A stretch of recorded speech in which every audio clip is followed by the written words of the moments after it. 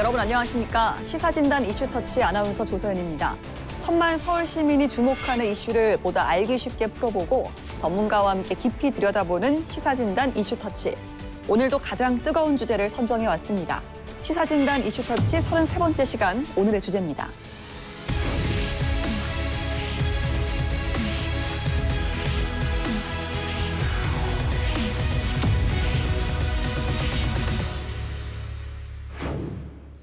지난해 광주의 한 아파트 공사 현장에서 붕괴가 발생해 6명의 사망자가 발생한 사건에 이어 올해 4월 인천의 아파트 공사 현장에서는 주차장이 붕괴되는 사건이 일어났습니다.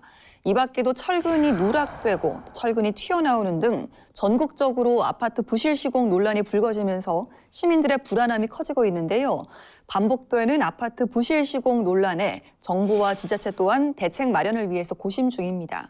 어느 때보다 대책 마련이 시급한 사안, 오늘은 아파트 부실 시공의 원인과 해법에 대한 이야기 나눠보도록 하겠습니다. 전 연세대 정경대학원 금융부동산학과 한문도 교수, 또 한국노총 타워크레인 조종사 노조 김성점 부위원장과 함께합니다. 두 분 어서 오십시오. 네, 안녕하세요. 네.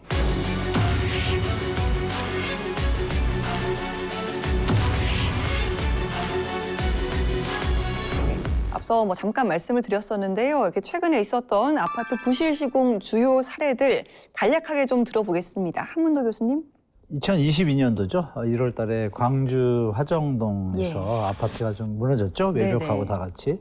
그게 얼마 채 가시지 않았는데 최근에 이제 또 인천 검단 신도시 그 아파트에서 지하 주차장이 붕괴돼 가지고 그렇습니다. 더 놀라운 건 그 지하 주차장 자리가 그 위에가 지하 1층, 2층이 무너졌는데요. 위에가 어린이집 예정이었습니다. 설립이. 그래서 이게 불행 중 다행인지 정말 다 지어지고 나서 어린이집이 세워졌다라면 더 큰 사고가 날 수도 있었는데, 그리고 중간에 우리 기억해 보시면 뭐 삼풍백화점 붕괴라든지 또 예전이지만 와우 아파트 붕괴, 또 뭐 독립문 또 공사다 신축 공사 중에 또 불 나고, 그 안전 불감증이 뭐 여기저기 있는 것 같아서요. 저도 한 국민으로서 상당히 마음이 착잡합니다. 그래서 조금 이 부분에 대한 뭐 전 국민적으로 또 국가에서 좀 다시 한번 처음부터 체크해봐야 되지 않나 생각합니다. 예. 네, 말씀만 들어도 정말 아찔한 사례들이 많은데요. 이 밖에도 또 부실 시공 사례들 또 어떤 것들이 있었을까요? 김성점 부위원장님. 그 부실 시공은 너무 많아가지고 어디서부터 정리해야 될지는 솔직히 모를 정도입니다. 너무 전부도. 많아요. 예. 네. 그 건설 현장은 전국 건설 현장은 부실 시공이 일상화된 게 인식이 돼 있습니다. 보통 사람들이. 그리고 솔직히 우천시 비 올 때 시청, 도청, 국토부 공무원들이 레미콘 차량이 지나가는 걸 못 봤다. 이거는 거짓말일 거예요. 이 말은 뭐냐 하면은 정부가 국가 공무원들이 부실 공사를 방치하고 있다는 얘기거든요. 맞잖아요. 예. 또 더불어민주당이 의원실에서 LH로부터 최근 5년 동안 130개 시공사를 총 조사를 했는데요. 224건의 품질 위협이라고 나왔어요. 그거는 한 개 공사할 때마다 2건의 불량 아파트가 나왔다는 거거든요. 그리고 또 LH에서는 그 기업별로 보면은 뭐 6회 된 사람도 허다하고요. 5회 경고 받은 사람도 있고 3회 경고. 이 사람들이 LH 공사 수주를 계속 하고 있다는 겁니다. 충주 같은 경우는 어떤 경우가 있냐면은 입주를 했는데 샤시가 없어요. 네. 그리고 하자 체크한 곳에다가 그냥 사세요라고 낙서까지 돼 있습니다. 근데 이 회사가 국무총리상 3회 수상했고요. 그다음에 국토교통부 시공능력 종행 분야에 1위를 했어요. 이 우수성이 평가된 기업이란 말입니다. 그러니까요. 그런데 이렇게 하자가 부실 덩어리예요. 그러면 국토부는 이런 우수상을 주는 기업들이 무슨 제비 뽑기로 하는 것도 아니고 좀 너무나 엉터리 행정을 하는 것 같아요. 이미 현장에서도 부실 시공이 일상화되어 있다. 또한 뭐 공무원들도 이미 이 같은 사실을 다 알고 있다. 예. 이런 말씀이 예. 굉장히 좀 심각한 것 같은데 실제로 얼마 전에 동대문구 아파트 공사 현장에서도 이 같은 뭐 폭우 타설 문제가 보도가 되면서 주민들이 또 불안감을 표출하기도 했습니다. 이렇게 최근 인천 검단의 아파트 주차장 붕괴 사고에 이어서 서울에서도 아파트 부실 시공 논란이 불거지고 있는데요. 자, 그 이유를 좀 짚어보겠습니다. 부위원장님. 예. 항상 하는 말이 흔히 이유 없는 결과는 없다고 하잖아요. 언론 보도 자료에 의하면은 국토부가 불법 하도급에서 부실 시공이 일어난다고 해요. 그것도 92%나. 네. 그러면 정부는 이미 아파트 부실 시공의 원인을 잘 알고 있다는 얘기거든요. 그리고 불법 하도급의 제일 큰 문제가 네. 공사비가 줄어든다는 얘기입니다. 근데 공사비를 줄이려면은 뭐든지 간에 빼먹든지 싼 제품, 그렇겠네요. 예. 불량 제품을 사용을 해야 돼요. 정부는 수십 년째 강경 대처, 엄정 대처, 무관용 원칙 매일 얘기를 해요. 그냥 말잔치만 하는 겁니다. 근데 실제로 광주 학동 아파트 정부는 엄정 처벌을 정부는 엄벌에 처하겠다고 발표를 했어요. 네. 근데 처벌이 됐느냐? 안 됐다는 거예요. 알겠습니다. 이렇게 좀 불법 하도급 문제를 좀 짚어주셨습니다. 뭐 요즘 시중에 이제 떠도는 말들이 있잖아요. 뭐 철근이 누락됐다라는 뜻으로 뭐 순살 땡땡 혹은 뭐 철근이 드러났다, 뭐 통뼈 땡땡 이런 식으로 정말 웃지만은 못할 별칭까지 생겨나고 있는 상황인데요. 말씀 좀 해주셨지만 이렇게 아파트 부실 시공 논란이 계속해서 반복되는 이유를 무엇이라고 볼 수 있을지 한 교수님? 코로나 이후에 그 현장에서 철근값하고 이제 가격이 오르다 보니까 그 가격을 그냥 원가 계산해가지고 발주처한테 그 원가 상승분에 대해서 요구를 하면 되는데 또 이 발주처가 이제 뭐 또 LH도 좀 들어있지 않습니까? 국가 기관에서 먼저 그런 부분을 명료하게 어떤 사업자들의 입장을 헤아리지 않고 그냥 어떻게 보면 갑의 위치에서 예. 그냥 저 이렇게 가라고 했을 때 하청받은 공사 시공업자 입장에서는 단가가 올라갔으니까 어떻게 하겠습니까? 손해를 볼 수는 없으니까 당연히 철근을 좀 뺄 수도 있겠죠? 상식적으로. 그럼 여기서 문제는 뭐냐면 그걸 빼는 것을 검사하고 감시하고 부실시공을 감시하는 게 감리입니다. 감리인데 대한민국은 감리가 좀 문제가 상당히 많다고 봅니다. 왜냐하면 이런 말이 있어요. 감리를 너무 잘하면 감리 회사에서 잘린다. 네. 이거 웃긴 얘기입니다, 사실. 그렇네요. 예. 감리를 잘하는 게 국민의 생명과 안전을 담보하는 것인데 해외 선진국은 감리 업체가요. 딱 문제가 있어서 얘기를 하면 그냥 공사가 스톱입니다. 그건 왜 그렇게 얘기를 할 수 있을까요? 그러니까 안전하게 짓겠죠. 예. 그 얘기는 뭐냐면 감리에 대해서 어떤 외압이나 이런 것을 기대할 수 없게 제도가 잘 되어 있어요. 근데 대한민국 어떻게 돼 있냐면 우리 시청자분들이 좀 아실 게 이 건축기술진흥법이라는 게 2010년대 초반에 생겼는데요. 그때 이 건축사하고 기술사하고 다르거든요. 예. 건축사분들은 주로 설계를 하시는 분들이죠. 그 기술사분들은 현장에서 실제로 실무를 겪으시면서 이론도 쌓고 하셔가지고 완벽한 전문가세요. 그런데 건설기술진흥법이 진행이 될 때 여러분 그 NCR 직무평가제도 한번 우리나라 전체에 한 적이 있어요. 그때 이 건축사가 이 감리의 수석감리사로 할 수 있는 그런 조항들이 삽입이 됩니다, 갑자기. 그러면 건축사분들이 설계는 잘하셨지만 감리까지 할 수 있는가는 우리가 체크해 봐야겠죠. 근데 그런 부분이 없이 지나가 버렸어요. 그러면 기술사나 현장분들은 잘 아실 거예요. 설계하고 시공 현장하고 조금 다른 경우가 많거든요. 현장, 임장 상황에 따라 가지고. 네. 그런 부분에 대해서 실제 시공이나 이런 경험이 없는 사람들이 감리를 한다? 무슨 문제가 터질까? 이런 일이 터지는 거죠. 그럼 제도를 처음부터 다시 손봐야 됩니다. 처음부터. 감리가 건설사의 외압을 안 느낄 수 있도록 국가에서 보장을 해줘야 되고 심하면 그 감리원이라고 있어요. 수석감리사가 있고 중간 단계가 있는데 네. 감리원은 이제 현장에 가서 현장을 보는데 그분들의 어떤 급여가 아주 열악합니다. 그러니까 이런 여러 가지 통칭의 문제는 접어두고 국가에서는 지금 현장에 대해서만 사후 약방문식으로 이렇게 하고 있지 않습니까? 그러면 원인을 들여다보면 또 게다가 이런 부분도 있습니다. 숙련공이 좀 없어지고 있어요. 여러분 다 아시지만 건설 현장에 지금 이 한국인 노동자보다 외국인 노동자가 좀 많거든요. 네. 외국인 노동자들이 또 코로나 사태 때 또 많이 돌아갔습니다. 숙련공들이 한 10년 동안 숙련공들이 돌아간 바람에 요즘 제가 알기로는 숙련공이 좀 부족해요. 그런 현장에서 현장을 관리하는 팀장급이나 이런 분들이 실력이 약해지다 보니 현장의 관리도 부실해지고 조금 아까 말씀드린 감리 문제도 국가에서 완벽하게 케어를 하지 못하다 보니 처음부터 다시 과연 이게 지금 건설기술진흥법에 있는 부분들이 잘 되고 있는지 이런 걸 다 체크해야 되는데 지금은 하는 거 보면은 현장 답사해가지고 문제 있는 것만 보강한다?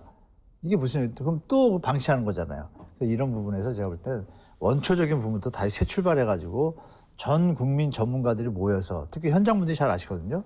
다 모여서 문제점을 좀 토론하지 않는 이상은 언제 어떤 일이 벌어져도 무방한 상태의 지금 제도다 이렇게 좀 문제점이 많다고 말씀드리겠습니다. 알겠습니다. 뭐 관리 감독 부실, 뭐 감리 문제 사실은 다 통틀어서 제도적으로 좀 굉장히 좀 부실한 상황이 많다 이런 말씀을 좀 해주셨고요. 자, 김성정 부위원장께서는 일단 뭐 어떤 점은 또 동의를 하시고 공감을 하시는지 관련해서 좀 첨언을 해주실까요? 저는 우리나라가 아파트는 최저 입찰이잖아요. 예. 최저 금액 입찰. 그것도 문제가 있는 것 같아요. 예를 들어서 10개 동 아파트를 짓는데 1,000억이라는 돈이 들어간다 그러면 최소 금액이. 근데 최저 입찰을 하면 900억에 들어가요. 900억이 들어가면은 100억에 대한 걸 남기려면은 뭘 하나 또 빼먹어야 되거든요. 그렇겠네요. 예. 예. 그리고 빨리 공사를 해야 돼요. 그러다 보니까 뭐 불법 하도급도 생기고 네. 그다음에 뭐 아까 교수님 말씀한 대로 레미콘에 물을 타든지 뭐 여러 가지 뭐 이유들이 많죠. 얼마 이하의 입찰 금지 제도가 저는 있어야 된다고 봅니다. 예. 어느 정도 좀 하한선이 예. 필요하다 이런 말씀이시죠? 그렇죠. 알겠습니다. 뭐 앞서도 말씀해 주셨던 불법 하도급 문제 다시 한번 좀 짚어주셨는데요.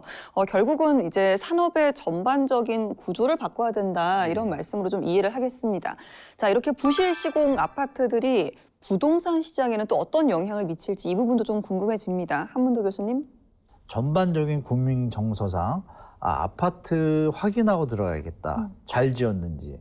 근데 확인할 길이 없잖아요. 그러면 기다릴 거 아닙니까? 국토부의 결과를. 그동안은 매수 심리가 예전보다는 당연히 그렇겠네요. 저하된다고 예. 보셔야겠죠. 그러면 결론은 매물은 나올 것이고 매수 심리는 저하되니까 시장에는 이제 하방 요인으로 작용한다고 보시면 될 것 같습니다. 알겠습니다. 부실 관련 아파트 브랜드라든지 또 코로나 시기 분양 건축 아파트의 수요가 위축될 수 있다라는 말씀을 좀 해주셨습니다.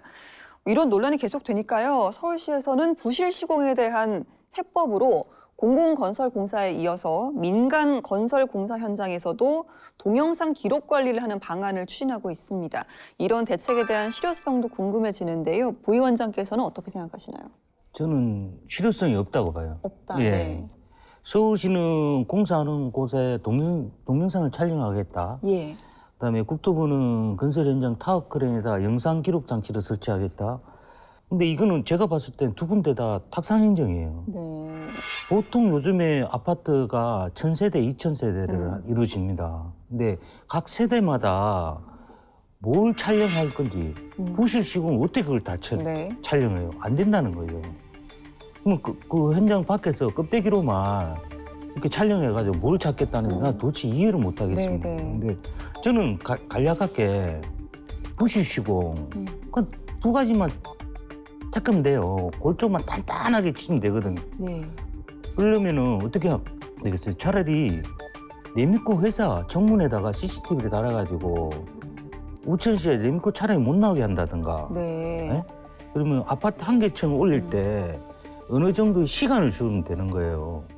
뭐 이틀 뒤에, 3일 뒤에 예. 그 부치를 뜨더라. 예. 근데 마르지도 않고 지금 뜯어버린단 말이에요. 그러니까 막 아파트가 공사하다가 무너져 버리고 막 이런 현상이 똑같은 거예요. 그러니까 네, 네. 복잡하게 생각하지 말고 그냥 단순하게 생각하면 저는 다 막을 수 있다고 봅니다. 저는. 예, 탁상 행정의 전형이다 이런 말씀 예. 해주셨고요. 자, 한문도 교수님께서는 이런 동영상 기록 관리 대책 어떻게 보시는지 궁금합니다. 동영상 찍으면 다 될까? 그러면 동영상을 또 뭐라 그럴까요? 뭐 위조? 위조할 수도 있지 않겠어요? 예. 그걸 일일이 어떻게 누가 하고 감시할 거예요? 그러니까 말이 안 되는 거죠. 쉽게 말하면. 그러면 결론은 난 거죠. 아까 말씀 주신 그 레미콘 얘기 잘 주셨는데 일단 비가 올 땐 공사를 못하게 하고 그렇죠? 또 영하가 몇 도가 되면 또 이 강도가 눈이 오거나 이러면 또 하면 안 좋거든요. 그런 가이드 만드는 거죠. 완벽하게. 만들어 놓고 어겼을 때 벌칙이 강하게 들어가야 돼요. 예. 정부에 있는 위에 이것을 움직이거나 고칠 수 있는 그 분들이 진짜 국민을 위한 마음으로 움직여야 되는데 지금 말씀하신 동영상은 그런 게 아닌 거죠. 그냥 사후 약방문에 했던 개념? 그러니까 이건 좀 부족하다고 보고 제가 볼 때는 처음부터 다시 감리제도도 예. 손보고 또 건축사가 기술사가 서로 크로스 체크하게 그리고 이 기술인협회하고 이 감리협회가 있는데요. 감리를 갖다가 여기서 뭐 이렇게 지정을 해주고 이렇게 해야 되는데 발주처가 감리를 지정을 해요. 그러니까 공적인 마인드가 없는 거예요. 그러니까 어느 회사가 감리 내가 대충 봐줄게 하면 그래 그럼 너희 감리 줄게. 네. 이런 시스템이 문제인 거죠. 대한민국에. 그러니까 거기서 아체 국가와 공공기관에서 그 부분에 개입을 해서 국민의 생명과 안전을 위해서 감리 제도를 좀 더 공적으로 의무도 주고 책임도 많이 준다라면 대한민국의 어떤 그 현장에서 스텝들이 있잖아요. 감리들이 그걸 다 보고 제가 어느 나라라고 얘기는 안 하는데요. 거기는 그냥 감리가 와서 딱 그러니까 공사를 마감 딱 지면 단계별로요. 지면 감리가 딱 와서 체크를 합니다. 해가지고 문제가 있으면 바로 스톱이에요. 그러니까 부실을 하라 그래도 안 해요. 건설회사, 그죠? 그렇겠네요. 예. 그게 간단한 거예요. 그러니까 제가 볼 땐 다시 한번 말씀드리지만 우리 제도를 만드시는 정치인분들하고 정부에서 다시 한번 처음부터 국민의 생명을 위해 가지고 다시 한번 하나하나 체크하실 걸 좀 부탁드려 봅니다. 예. 사실 지금도 이런 부실 시공 방지를 위해서 뭐 건설기술진흥법, 중대재해처벌법 이런 법규가 존재를 하잖아요. 그런데도 여전히 부실 시공 문제가 계속해서 불거지는 이유, 또 어떤 제도적 보완이 필요한지도 궁금하고요. 한문도 교수님. 일단 중대재해처벌법은 그 후행적이지 않습니까? 예. 사람이 죽고 나서 처벌한다는 게 무슨 의미가 있을까요? 항상 우리 선제적 대응, 미리 대비를 하는 게 원칙이지 않습니까? 그러면 제가 볼 때 지금 말씀하신 그 법을 가지고 할 것이 아니라 제도, 처음부터 사고가 일어날 것을 대비해서 리스트업을 한 다음에 뭐 하찮은 레미콘부터 타설부터 겉부집부터 뭐 여러 가지 과정이 있는데 그 과정마다 체크하는 어떤 시스템만 갖춰준다면 중대재해처벌법이 해당이 안 될 수도 있잖아요. 예. 그러면 이 부분을 좀 정부에서 좀 바꿔서 제도적인 문제점, 어떤 부실 시공을 했을 때 손해액보다 이 이득이 더 크니까 자꾸 이러잖아요. 근데 그 부분을 강력하게 바꿔준다라면 예. 제가 볼 땐 손해가 더 많으면 하라고 해도 안 하잖아요. 그런 식으로 좀 접근했으면 좋겠습니다. 일단은 부실 시공을 막기 위해서 예방을 하고 대비를 하고 이런 제도적인 보완책이 중요하다는 말씀을 좀 해주셨고요. 자, 김성정 부위원장께서는 어떤 점들이 필요하다고 보시나요? 그 강주 현장, 예. 그다음에 인천 금단 현장 외에 부실 시공으로 재시공한 아파트는 단 한 군데도 없어요. 네. 예, 이게 정말 위험한 거거든요.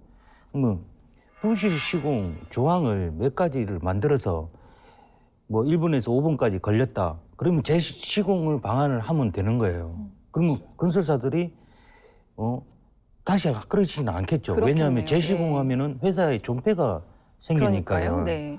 그리고 건설 현장의 투명성 확보가 제일 시급해요. 책정된 공사비가 제대로 쓰여지고 있는지, 그다음에 제대로 감독만 하면 되는 거거든요. 설계 도면도 제대로 하고 있는지, 인건비도 제대로 투입되고 있는지 이런 거를 확인하면 됩니다. 예. 그렇게 쉽게 얘기해서 이 시스템화를 전면 좀 바꾸면 돼요. 뭐 여러 가지 반복되고 있는 아파트 부실 시공에 대한 말씀들 좀 들어봤는데요. 막을 수 있는 또 다른 대책들이 있을지 여쭤보겠습니다. 김 부위원장님. 예, 우리나라는 건설 현장은 첫 번째는 무조건 빨리빨리. 네. 두 번째는 무조건 돈 전략. 세 번째는 무조건 싼 자재 구입. 이게 일반화된 상식이거든요. 네. 건설회사마다.